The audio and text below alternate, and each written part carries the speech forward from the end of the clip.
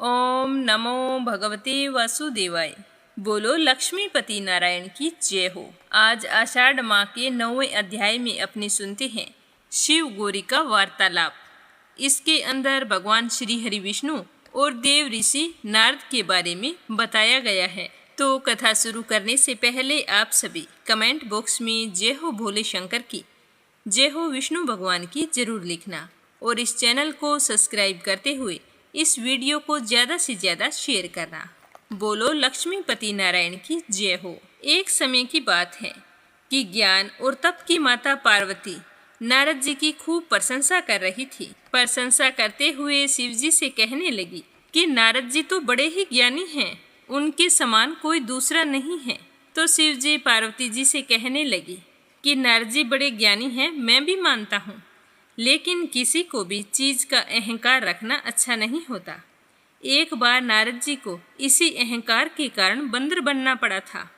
तो बंदर का जिक्र आते ही माता पार्वती जी इस रहस्य को जानने के लिए उत्सुक हो गई। वो हैरान होती हुई भोले शंकर से कहने लगी कि ऐसा क्या हुआ था जो नारद जी को बंदर बनना पड़ा, मुझे इसका पूरा कारण बतलाओ, मैं जानना चाहती हूँ। तो भगवान शिव कहने लगे कि इस संसार में कोई भी कितना भी बड़ा ज्ञानी क्यों ना हो, लेकिन श्री हरि जो चाहते हैं वैसा ही होता है। एक समय की बात है कि नारद जी को अपने इसी तप का और बुद्धि का अहंकार हो गया था। इसीलिए नारद का अहंकार दूर करने के लिए श्री हरि ने एक योजना बनाई। हिमालय पर्वत में एक बड़ी पवित्र गुफा थी। उस गुफा के समीप गंगा बहती थी। यह गुफा नारद जी को बड़ी ही प्रिय थी और यहीं पर उन्होंने कठोर तपस्या की थी, जिसको देखकर देवराज इंद्र भयभीत हो गए कि कहीं देव ऋषि नारद अपने तप से कहीं उनका स्वर्ग ना छीन ले। तो इंद्र ने नारद की तपस्या भंग करने के लिए कामदेव को उनके पास भेज दिया। वहां पहुंचकर कामदेव ने अपनी माया से वसंत ऋतु को उत्पन्न कर दिया। चारों ओर सुंदर हरियाली हो गई, रंग बिरंगे फूल खिल गए, कोयल कूकने लगी, भौरे गुंजन करने लगे।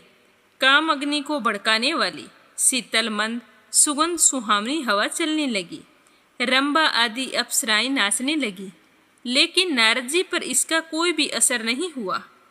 तो उन्होंने काफी कोशिश की, लेकिन नारद जी की तपस्या को भंग नहीं कर पाई। तो उन्होंने शर्मिंदा होकर नारद जी से क्षमा मांगी।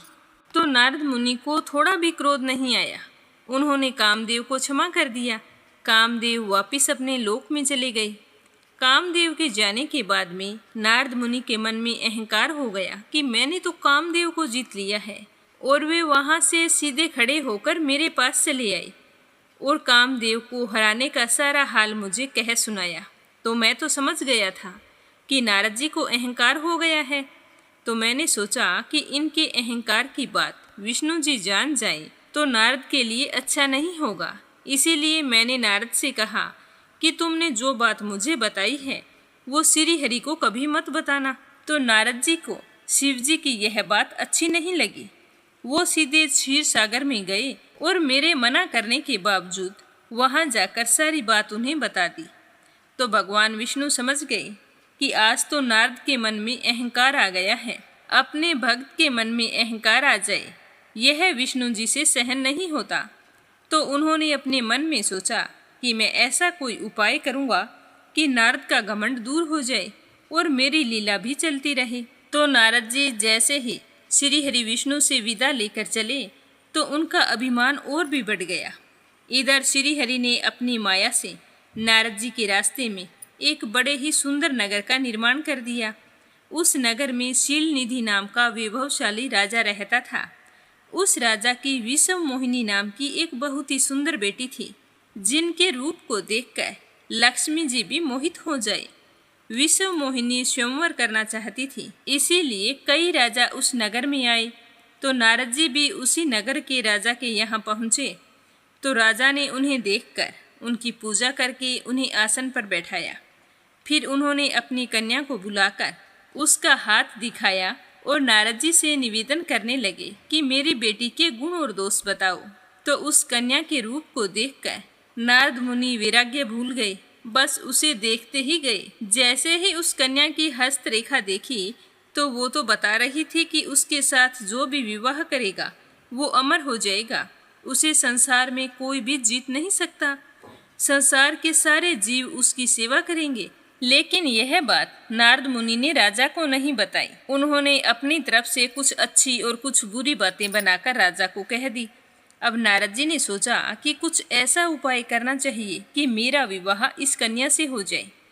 तो ऐसा सोचकर नारद जी ने श्री हरि को याद किया तो भगवान श्री हरि विष्णु उसके सामने प्रकट हो गए। तो नारद जी ने उन्हें सारी बात बताई और कहने लगे कि हे नाथ, मुझे अपना सुंदर रूप दे दो ताकि मैं उस कन्या से विवाह कर सकूं। तो भगवान श्री हरि ने कहा कि हे नारद, हम वही करेंगे जिसमें तुम्हारी भलाई हो। यह सारी विष्णु जी की माया थी। विष्णु जी ने अपनी माया से नारद जी को बंदर का रूप दे दिया। तो नारद जी को यह बात समझ नहीं आई। वो समझने लगे कि मैं तो बहुत सुंदर दिखाई दे रहा हूँ और अत्यधिक खुश होते हुए स्वयंवर में पहुँच गए। तो वहाँ पर छिपे हुए शिव जी के 2 गणों ने इस घटना को देख लिया था। तो उन्होंने ब्राह्मण का वेश बनाया और वहीं स्वयंवर में वो पहुँच गए। तब राजकुमारी वरमाला लेकर आई तो वानर मुख वाले नारद जी को देखकर वो हंसने लगी। तो यह देखकर भगवान शंकर के गण वानर के समान मुख वाले नारद का उपहास करने लगे और कहने लगे कि पहले अपने मुख को दर्पण में देख लो। तो नारद जी को बड़ी ही हैरानी हुई कि सारे लोग मेरा मजाक क्यों उड़ा रहे हैं। तो नारद जी ने जैसे ही अपना मुख दर्पण में देखा तो वानर के समान था। तो वो बहुत ही क्रोधित हो गई। तो जोर जोर से हंस रहे शिव गणों को देखकर नारद जी को गुस्सा और ज्यादा आ गया। उन्होंने उन शिव गणों को राक्षस योनि में जन्म लेने का श्राप दे दिया।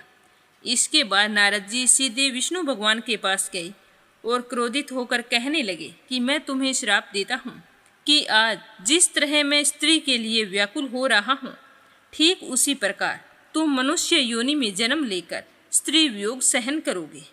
उस समय वानर ही तुम्हारी सहायता करेंगे। भगवान विष्णु ने कहा कि ऐसा ही होगा और नारद मुनि को माया से मुक्त कर दिया। तो माया के हटते ही नारद मुनि को अपने कटु वचन और व्यवहार पर बहुत ही ग्लानि हुई और वो भगवान विष्णु से माफ़ी मांगने लगे। तो विष्णु भगवान कहने लगे कि यह सब मेरी इच्छा से हुआ है, क्योंकि तुम्हें अपने ऊपर बहुत ही अहंकार हो गया था और मुझे अपने भक्त के मन में अहंकार बिल्कुल भी अच्छा नहीं लगता। तो नारद मुनि उदास खड़े शिव गणों को देखकर कहा कि तुम दोनों राक्षस योनि में जन्म लेकर सारे विश्व को जीत लोगे और भगवान श्री हरि विष्णु मनुष्य रूप में जन्म लेकर तुम्हारा वध करेंगे और तुम्हारा कल्याण होगा। तो नारद मुनि के इन्हीं श्रापों के कारण उन शिव गणों ने रावण व कुंभकर्ण के रूप में जन्म लिया और श्री राम के रूप में अवतार लेकर भगवान श्री हरि विष्णु को स्त्री वियोग सहना पड़ा। तो कथा समाप्त होते ही कमेंट बॉक्स में श्री हरि का जयकारा जरूर लगाना। आप सभी की मंगल कामना के साथ जय श्री राम।